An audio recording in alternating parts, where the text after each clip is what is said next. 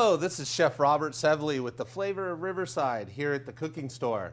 And we have a great menu lined up for you guys today. Basically what we're doing, we're gonna do a salmon bruschetta. We're gonna do a dill aioli over the top of that, which is like a mayonnaise. Then we're gonna do a bacon wrapped chicken breast that's gonna be stuffed with chicken sausage. It's gonna go over a creamy polenta that's also gonna have blue cheese in that. And then we're gonna do a olive and bell pepper relish over the top of that. And then finally for dessert, we're gonna do an apple galette. That's almost like a giant apple crisp. Everything's real easy, everything's real summery. And so let's go ahead and get started. The first thing and how I designed this first recipe, the salmon bruschetta, is basically how do you use leftover salmon? You know, a lot of times we have a huge amount of it. Maybe somebody's given it to us. Maybe you've gone up to Big Bear Lake or something. You caught a bunch of trout, and you could even do that recipe with this, okay? So basically what we're gonna do is we have our grilled off salmon that just has salt, pepper, and olive oil over the top of it. We're gonna add that to a bowl, and we'll get ready for that. We need to first make our aioli. To make the aioli, like I said, it's like a mayonnaise. We're gonna start in here with some eggs or egg yolks. Now, if this makes you a little skittish, you wanna use something that's maybe, you know, more pasteurized or something like that, egg beaters is just fine. So we're gonna add the eggs in, and we're basically just gonna get everything into here. So then we have our shallots and our garlic. Then we have our tarragon, and tarragon is a very kind of wiry herb. It's not all that pretty to look at, but man, is it tasty. It kind of has an anise flavor or almost like a little bit of a black licorice flavor. It's one of my favorites, goes great with meats and fish. Then we have our dill, and our dill goes in here as well. We need to add a squeeze of lemon, and you know, you see these squeezers, these citrus juicers on TV all the time, and they always make the mistake of doing it like so. What we're gonna do is we put the flat side in, and then we're gonna take it and we're gonna squeeze nice and hard, and what I want you to notice is it actually turns the lemon inside out. So they make them for limes, lemons, and oranges. So now we're gonna get the top on. Actually, we wanna also add our gherkins pickles. The gherkins pickles are small pickles. These are dill. You can get sweet gherkins pickles as well. But we have the dill ones, and what's so nice about them, they're small, they're baby, they don't have any seeds, and so the water content's quite small, and they're just really tasty. I'm also adding a little bit of the pickle juice itself. We'll get the lid on. We're gonna start blending this together. I'm gonna pull my top off. Then in this pitcher I have extra virgin olive oil. So now we'll start trickling in the olive oil. And you wanna go nice and slow with this, okay? If you go too fast, you can do what's called breaking the aioli or the mayonnaise, and it will just start to separate basically into its water and oil.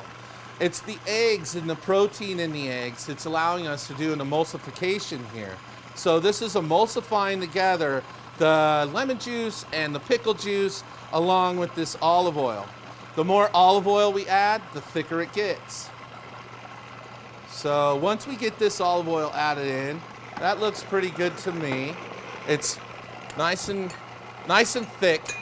Now we're gonna add a little salt and pepper, a little bit of pepper, a little bit of kosher salt. Please stay away from iodized salt, you know, your regular table salt. So now we're gonna get this shut off. We can see here, as I grab a spoon, we can see how nice and thick this is. And if we were to now put this into the refrigerator and let it set for an hour or so, the oil's gonna seize up a little more and it'll be even more spreadable than this. And now we have our salmon. And what I like to do is I'll get in here and we'll just break up the salmon. Okay, just into nice kind of big chunks. Beautiful. Then we're gonna take our aioli and we're gonna add that to here. Not too much, you don't need to overdress it or anything like that. Then we're gonna bring this together, just tossing this together. All right, now let's build a few. The first thing on the bottom, it's gonna be the toast points. So we have some baguette that we sliced on the bias, then we brushed it with a little olive oil, and we just toasted it in the oven there. I have a little arugula here. I'm just gonna take a little pinch of this. I'm gonna bring this over. And I'm going to use my chef's knife. And once again, I'm going to do a chiffonade. So I'll just roll right through this. And, you know, here at the cooking store, we do teach knife skills classes. So I expect everybody in the Inland Empire here to come on in and get yourself a nice knife class test here. And we'll just put this together. So I just sort of lay it on top. Now we'll bring over our salmon. I'll grab another spoon. And I like to keep the salmon pretty big, so not too mashed up or anything. And we're going to just put nice heaping spoonfuls of this right on top.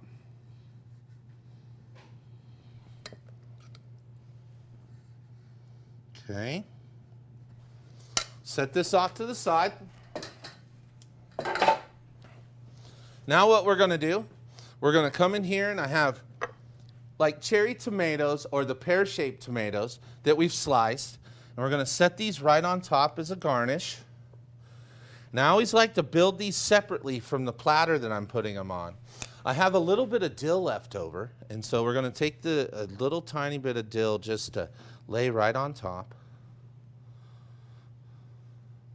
That's going to garnish that really nicely for us. And then I'm going to bring over a platter here that I've already made some ahead of time. And so you can present this out at the pool. You can actually take this salmon salad, do it in wraps, and take it to the beach. And then we can make like a fresh tuna fish sandwich or something like that with it. So these are just going to come up, and they're going to lay right on to our platter. And as you guys can see here, we just have this beautiful salmon bruschetta with a dill aioli on top of the toast points there. Just gorgeous. It's ready to go.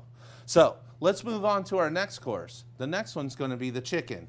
Okay, for our entree now, we are going to be doing the bacon-wrapped stuffed chicken breast. So this is a chicken apple sausage. We can literally use anything to stuff these chicken breasts. What I'm going to do with the sausage first is they all have casings, and just to get the casing off real easy, I'm just going to slice it and then get in here. This is something that we don't need for this recipe. And we're just going to remove that and then lay that off to the side. So what we're going to do is I'm going to take it and I'm going to cut it on the inside here. I'm going to take my knife, laying my hand flat, and I'm going to insert my boning knife, slicing down lengthwise against the chicken. Make one cut, lift up, make another, and take it all the way back. So we're nice and butterflied out like this, okay? Take a little bit of the sausage, and we're going to stuff it right inside of here, just like that. Roll this over the top, and then I'm going to roll it into a cylinder, okay? Just like that. Now, I take double thick bacon. You can use maple bacon, you could use hickory smoked bacon. Shoot, we could do this with pancetta, or we could do it with prosciutto and wrap the chicken in that. What I like to do is I let my bacon kind of sit out and just get slightly, warm. You don't want it room temperature. But then you can see I can like kind of flatten it out and make it longer. Now I'm going to pick it up, I'm going to pick the chicken up, hold it with my thumb, and every time we come around, we want to just slightly overlap. So just slightly overlapping, just like that. Then we take our next piece of bacon, and we flatten it out. Then we pick up the chicken, lay this right over the top, wrapping this around as well, always overlapping. We are now going to come over here to the pan. We're going to add a little oil, a little olive oil, and we're going to get these chickens in. Now, what I like to do is I put them wherever I have the most seams. That's the one that's going to go down first. So both those go in. And then while those are cooking, we want to go ahead. We want to get our polenta started. We're going to take a little bit of whole butter and we're going to get that into our pan. Immediately, we're going to go ahead and add the shallots. And then we have our garlic. Give that a couple of tosses. We don't really want it to brown there. We have the garlic twist. Polyurethane kind of hockey puck with teeth on the inside. We're just going to take this and smash it down. Then we're going to start twisting. This is really kid-friendly. works out the forearms. Really, easy to do. Anybody can do it. You don't have to pick up a knife or anything. We're going to take this and we're going to bang it out.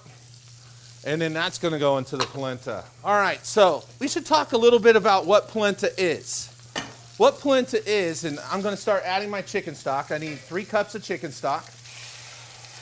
It's an Italian dish, and it's utilizing cornmeal.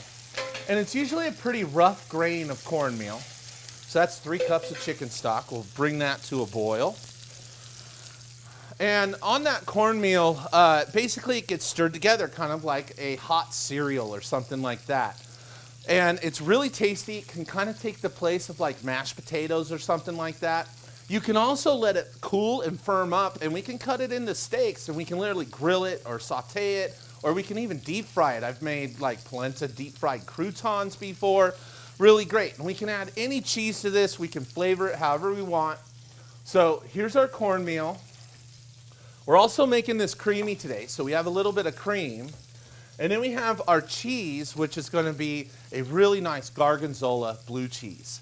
And Gorgonzola's, nice sharp blue cheese. It's just beautiful. And there again, you can use whatever you want, a Roquefort or whatnot. So as soon as this comes to a boil, I need to get myself a whisk.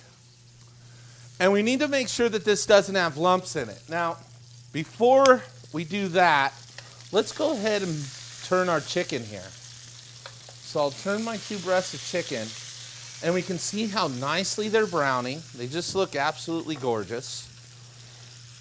So the chicken stock is up to a boil now. Now we're going to take our cornmeal, and as I'm whisking, I'm going to slowly add this in. Now be careful, this thickens rather quickly, and once it does get thick, it's almost like hot molten lava. It'll kind of splatter like a spaghetti sauce, and it can get on you and burn you. So just keep that in mind. You can see it's already starting to thicken there. All right, so we'll let that come together. Then we have our relish too. And our relish, I want to show you guys a few things before we actually make it. We have several different types of olives. We have capers. And the olives that we have are Graber olives that you mostly only see at Christmas. But they're my favorite olive. They're a big, fat, juicy, green olive, very light to taste. You cannot find them pitted. So we have a new cherry pitter here. And this is one of the best cherry pitters or olive pitters that I've ever seen. So we're just going to put the olive on here and then down, and it just pops that right out of there. Works great with cherries as well. So now we have the olives, which then I went ahead and I cut in half. So pit's free. Back over to the polenta a second. We can see how nice and thick that has gotten for us. This looks really good. And it doesn't take long to cook. It's rather quick. We can move the chicken one more time before we put them into the oven. Just like that. And then the other olive for the olive relish is we have Guatemala olives, a type of Greek olive, really tasty, a little stronger. And then we have capers, which capers are basically like a flower bud. And these are briny, they make them salt packed and they make them in the brine. I really like the ones in the brine. So get the brined ones. I also like the small ones. They also have big capers that you'll see in the grocery stores. And those to me are a little bitter, but it's totally up to you. All right, back to the polenta one more time. We're gonna go ahead and add our cream into here. And I'm gonna get that stirred in.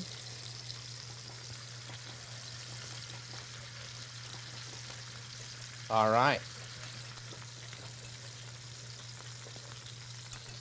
So I'm just going to have that on a low flame.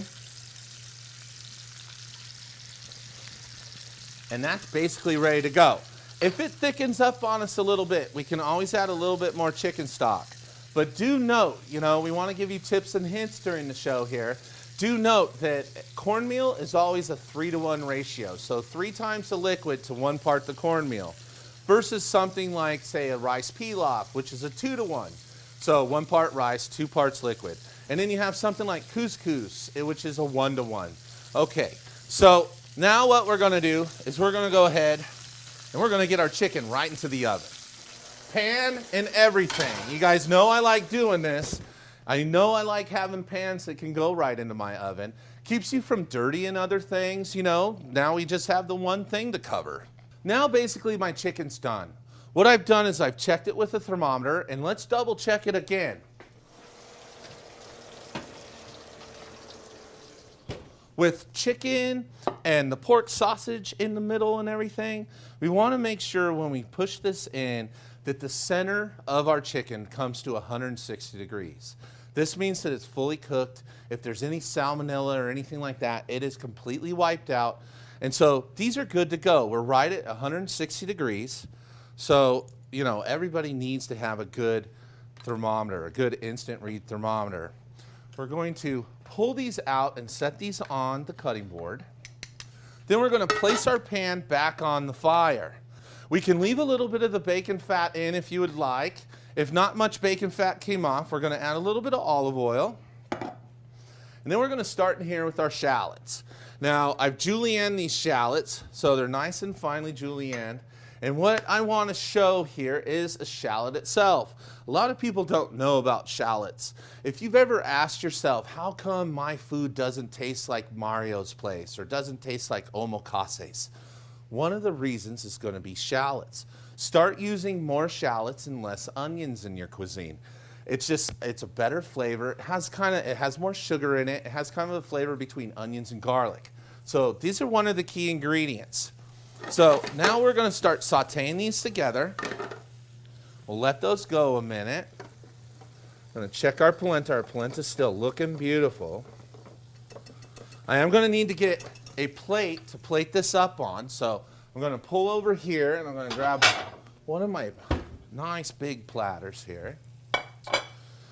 And while I'm waiting for the relish, I can get my chicken sliced. So you can see how large these are. If you want to do one for 2 people, that is totally fine. So what I want to do now is I want to go ahead and slice up my chicken. I'm going to take a slicer knife and a pair of tongs, and I'm going to just slice through here, kind of slightly on the bias, making the medallions. And you know, if you're going to serve this for 2 people, you know, 6 slices is generally what you're going to get out of it. And you could just kind of separate that out, 3 a piece or what have you, depending on how much food you're serving. But you guys can see that. See the sausage right in the center? Isn't that beautiful? Just looks great. So, and easy, you guys saw how easy it was. So back over to our shallots. Our shallots have now gotten kind of caramelized. And so the next thing that we're going to add is our sliced garlic. This has just been sliced up. That's going to go in. We're going to saute that just for a minute. Make sure you don't burn that garlic, because if you do, it's going to get really bitter, and then you just have to start all over. So just a little bit on that, and then we're just going to get the rest of our ingredients in. We have our roasted bell peppers. Now, you guys can either do this yourself, like on your barbecue or on an open burner or underneath your broiler, or you can buy them in a jar. Okay, so roasted red bell peppers. Those have just been diced up. And now we're going to start adding some liquid into here because of the peppers. We're going to go in with the Graber olives, my favorite olives of all time. Then we're going to go in with the cardamales. And then lastly, we have the capers. So all those are in there. Let's get these all stacked together and off to the side. And I wanted to show one more really cool tool here. This is called the herb mincer. Comes with a guard. Once again, very, very kid-friendly. Has 4 blades. It's dishwasher safe. What we can do is we have basil and we have oregano in here. So we're going to pull that out. Then we're going to literally just take this and roll it right over the top. So your kids are wanting to get involved in the kitchen, or maybe chef's knives spook you at home. This is going to be one of those perfect pieces of equipment. Stores very easy. You can see it's all together here. It also comes apart and can be washed and all that stuff too. So I'm just going to gather this up with my knife. We're going to add this to the pan. And give this a toss. Beautiful. We can shut that flame off. We're going to get back into our creamy polenta, and I see that as our cooking's gone on, it's gotten just a little bit stiff. So I'm going to add just a touch of chicken stock to thin it out a little bit.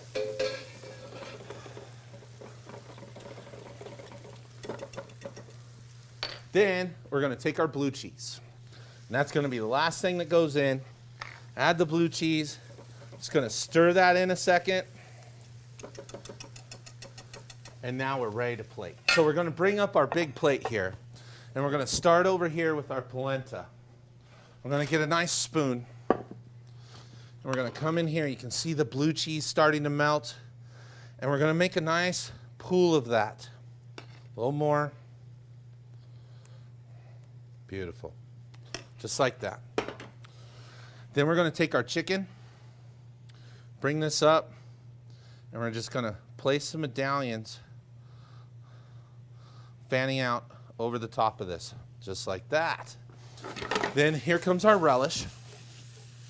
I'll grab another spoon for it. And look at this beautiful relish. Look at that. It's just absolutely gorgeous. So we'll take this kind of right in the center there.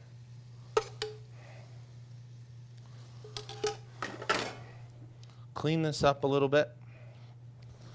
All right, so here we have it, folks. We can even put a little sprig of oregano on here if you'd like. If you don't know what oregano looks like fresh, this is it. And by the way, all the herbs that I'm using today, I'm growing in my own garden here at Riverside. And I really encourage you guys to start growing your own gardens. So we can just kind of stand that up on the side. Here we have it. Bacon wrapped sausage stuffed chicken breast with a blue cheese gorgonzola creamy polenta and a roasted pepper Graber olive relish right over the top. I can't wait to try this. I'm going to dig in right away. I have a nice fork here. We still have our dessert to put together, but I just can't help myself. So I'm going to get in here and I'm going to get a little bit of the polenta, a little bit of the chicken, a little bit of that relish. Comes together. It's beautiful. It's rustic and elegant all at the same time. Just absolutely screams summertime. Give this one a try. You're going to love it. All right, for our final recipe, our dessert. Who can have a meal without dessert? I know I can't. So we're going to make what's called an apple galette. It sounds much fancier with a French accent, but you know, it's basically a giant apple crisp. And I have a really super cool machine to show you guys. This is my apple core slicer. And so, peeler core slicer, in fact. Has a suction cup on the bottom. And we're going to get this down onto the countertop and suction cup that in. We're going to hit this lever and slide this all the way back. Then we're going to slip the apple on and we're going to start spinning. You just spin this through. Now, anytime I do this recipe, I always think of my grandmother. I use a technique that my grandmother taught me what to do here. So now that we have the apple spun, I have the other one already done. I'm going to get rid of this. I'm going to bring this over. I'm going to slice these apples in half. Right here, I have a sheet of puff pastry. You can find it at just about any grocery store here in town. And so the zen part here where I'm thinking of my grandmother is going to be the use of a little bit of flour on the bottom. That's going to help capture all the juices coming out of those apples. Then we're going to also mix that with a little bit of sugar. She used to do all of her apple pies this way and everything. So we just have this down. Then what we're going to do is we're going to build from corner to corner. So we're just going to take the apples, and like a deck of cards, we're going to get in here and we're going to start layering these out. And we just want these to come all the way across. You can go ahead and cut the apples ahead of time. You need to keep them in a little bit of what's called residulated water, which means it has some sort of citrus in it, like lemon juice or lime juice. And for the most part, they won't turn brown. So we have the one apple on there. We're going to get both apples onto here. And we just keep layering these on. All right, there's an apple and a half. Now what I like to do with this last half of the apple is I go back through and I find areas to where I can just sort of lift up and place them in. You know I'm a total fish guy. I love fishing. I love it, all of that part of it. And so I really love this recipe because it reminds me of fish scales. Kind of comes across. It's a really great ending to any sort of fish dinner, but any dinner will do for this one. And so now that I have all the apples in there, now what we're going to do is we're just going to easily roll up the sides. So I'm going to take it and I'm going to kind of roll and I'm going to tuck. I'm going to roll and tuck, roll and tuck. And I'm just going to keep doing that all the way around the sides. So now you can see how I have this all the way around. It looks very rustic, very pretty. Now we're going to take a little bit more brown sugar and we're going to go right on top of those apples. Then I have a little bit of cinnamon. Just going to go down with that. These are cloves. This is another type of spice grinder where I can do lots of different spices in different ways. And I'm just going to grind some fresh cloves on here. Once again, if you can ever use fresh spices versus buying ground, they're going to last you a lot longer and you're going to get a much better flavor out of them. This is a nutmeg. If you've never seen nutmeg, this is a whole nutmeg. And we're just going to grind this on here as much or as little as you'd like. It just stores right in the top of this grinder, goes right into your cupboard. And then we're going to add a little bit of melted butter. I have a little bit of melted butter behind me. I'm going to bring this out, and we're just going to take this and kind of drizzle it right over the top of the sugar. And oh man, that looks just so good. That butter's going to carry all the sugar and all the spices straight down through those apples. And then the border's going to lock everything in. After we've added the butter, the last thing that we need to do is we have some egg wash here. And I like to use straight egg yolks. And the reason for that on this is I want a very artisan look to it. So if it had the egg whites in there, I'm going to get a very blonde color out of the crust. When I use straight egg yolks, I get a much darker, much richer, bolder color out of the whole thing. And then we're going to pop it right into a 350-degree oven for about 25 minutes or so until it puffs up around the edges and the apples are all fully cooked. So let's pop it in the oven. And it goes. Right down here on the bottom oven, I have one all ready to go. Look at that. Just absolutely gorgeous. And we can pick this right up, right onto a plate, cut that up, serve it with some ice cream. Your kids are going to love it. Your family's going to love it. So this is the end of the show, and we have all the recipes out in front of me that we've completed today. We have the salmon salad bruschetta with the dill aioli. We have the bacon wrapped sausage stuffed chicken breast with the creamy polenta and the bell pepper olive relish. And then we have my grandmother's recipe for apple galette. Thank you very much for having me here, and thank you for tuning in. This is the Flavors of Riverside, Chef Robert Sevely. Thanks a lot, you guys.